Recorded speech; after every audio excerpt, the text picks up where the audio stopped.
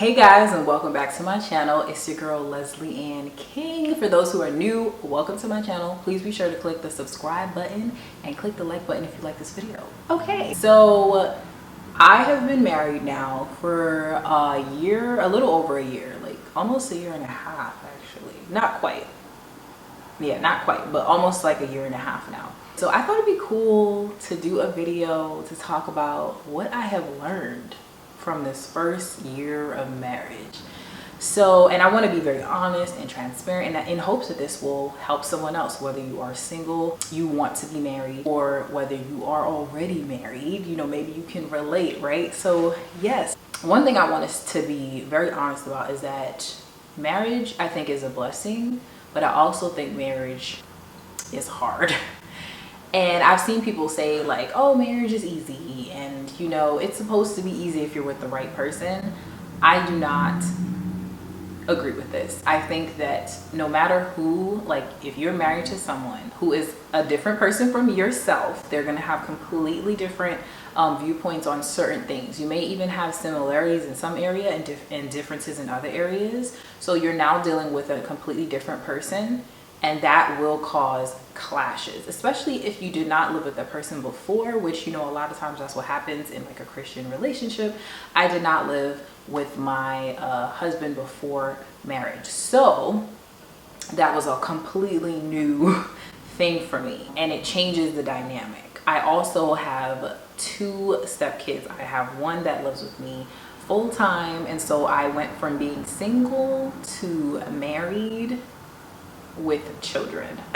So it's a big difference and change. So that might also affect how your first year of marriage goes. There's marriage in a blended family, as well as, you know, if you're not dealing with children or anything like that. One thing I will say that I've learned within this year, besides that it can be very hard, is that it takes work. I think everybody just thinks that it should be easy and that there should be no work involved. And I'm telling you right now, anything worth having, anything of value, like it's going to take work. It's going to take true intention. It's going to take work from both parties. And I am so grateful that both me and my husband are willing and able to put in the work. That we both have put in the work this past year and a half, or a little over a year. We have put the work in, and I truly believe that if we didn't, we would be struggling beyond belief. And we definitely still have like some issues, and we definitely have disagreements, but we are in such a better place because we both did the work. I want to go back to what I mean when I say the work. I mean being intentional. So what does that look like? Planning dates. Like, it is important for us to have date nights, and it wasn't something that was happening originally, and I actually didn't like that. And so now we have been actively working on having date nights. And then also my husband is more spontaneous than I am, so he's the type of person to be like, hey, you want to go with me for a drive? And I had to get to the point where I let go of what I thought romance needed to look like. You watch movies and you watch TV and you're like, well, this is how it needs to look like, and if it doesn't look like that, I don't want it, and that's not right. But you have to realize that we all grow up in different cultures, different backgrounds, and romance will look different to my husband than it does to me. And I realized that one way that he is romantic is him being spontaneous. He's the type of person, I will be reading a book or watching TV and he'll like say, hey, like let's pause that for a moment, come dance with me. He literally did that with me yesterday. And if I was just so caught up in the way that I was thinking, I wouldn't be able to appreciate that moment and be present within that moment. But because over that course of the year, I've learned to let go, I've had more peace. I've had more romance in my marriage. So if you're struggling because you have 2 different views of stuff, try letting go and allowing your husband to show you romance in the way that he understands. That doesn't mean throw away all the date nights, but it means be open, because he may just be showing you romance in another way, and you might be closing yourself off to it, and you don't want to do that. So that's something I learned. And with being intentional and also having the date nights, it keeps things fresh. It gives you a chance to take a moment away from life, kids, and focus on just each other and having a good time. And that is so important. It's important to sustain that throughout the many years that we plan on being married for the rest of our lives.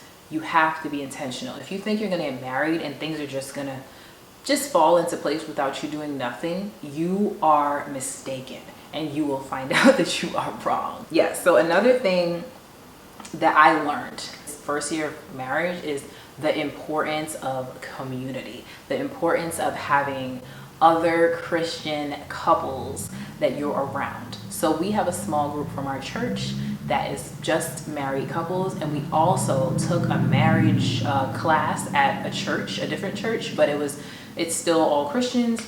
And when I say that, I'm going to say it saved our marriage. I'm going to say that was the thing that helped us so much.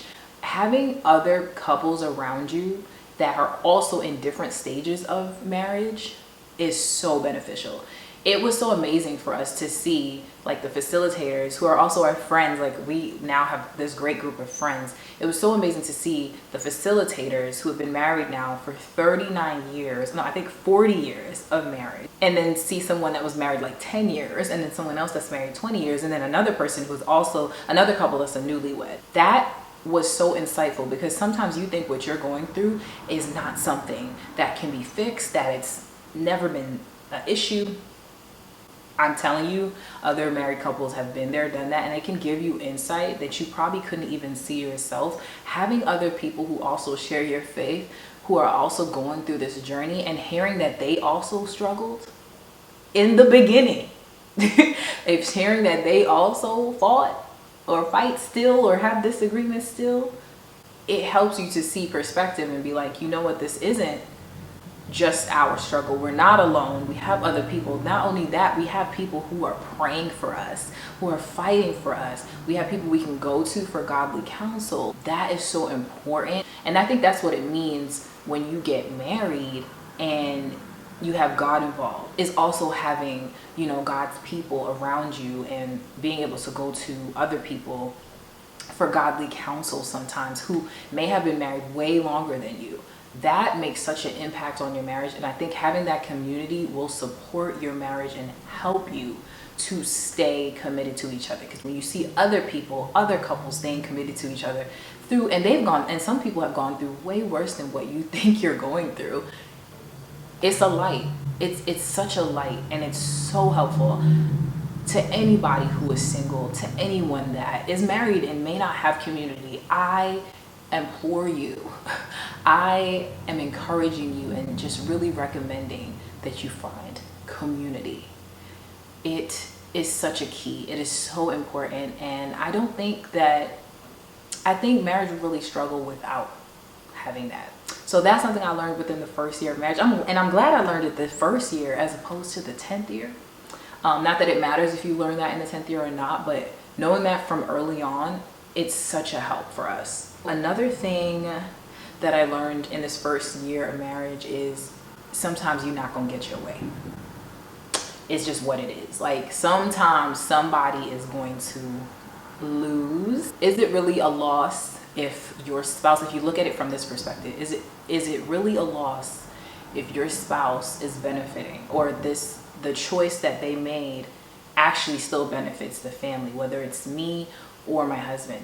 There are many times where I didn't get what I want, and there's many times where my husband didn't get what he wanted, and then there are times we had to meet in the middle and compromise. A lot of times people talk about compromising like, oh, you always have to compromise. Actually, sometimes you have to lose something, because if I want a black toy, I'm just making this up, but let's say I want a black flower and he wants a red flower. You can't have both. Like, let's say it's like, no, there's only space for one.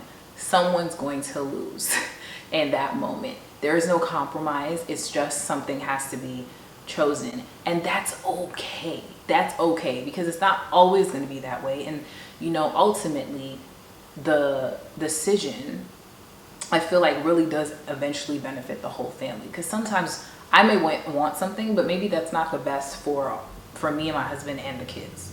You know what I'm saying? Like, sometimes what you want is not the best thing for you and your kids. Sometimes you have to kind of like sacrifice. And marriage is literally sacrificing daily. Now, I'm not saying you should sacrifice your entire self.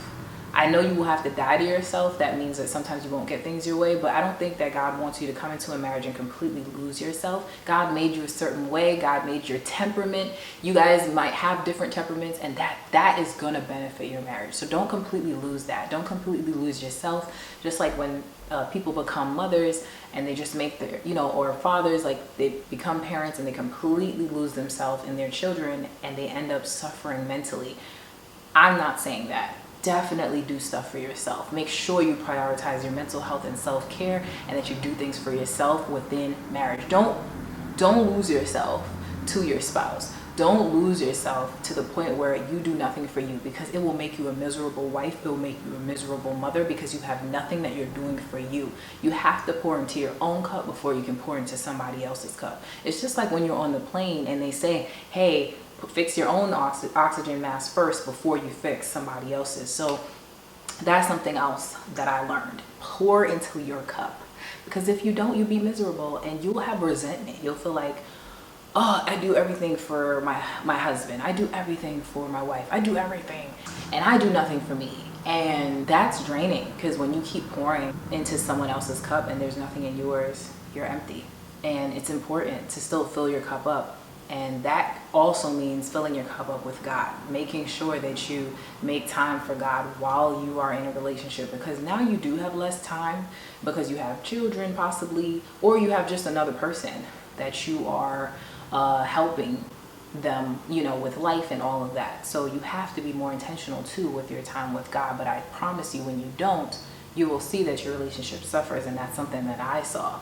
And so that's something that I work actively to spend time with God. So those are the things I would say, like some main things. I'm sure I've learned more things and I can probably come back later, but those are some of the things I've learned through this first year of marriage. If you are married, please share some things that you have learned within the first year or the first few years of marriage, whatever, what you've learned. Please share that below. If you are single, let me know if you've learned anything from this video, or if there's any questions that you may have regarding marriage. Thank you guys for watching. I hope you like this video. See you next time.